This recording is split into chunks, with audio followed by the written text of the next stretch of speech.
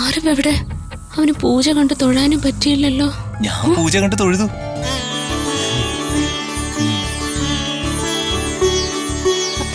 നീ ഇവിടെ ഉണ്ടായിരുന്നോ?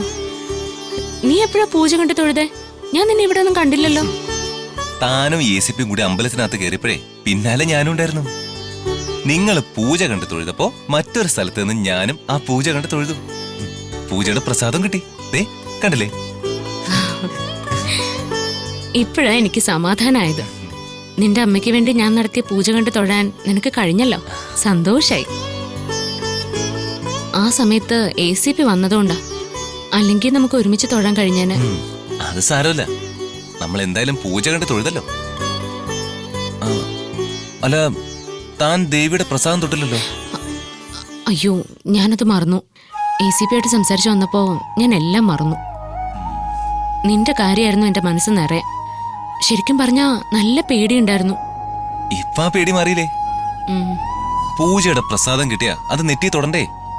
എങ്കിലേ ദേവി കണക്ഷൻ ഉണ്ടാവൂ. പ്രസാദം ഞാനിട്ട് തരട്ടെ?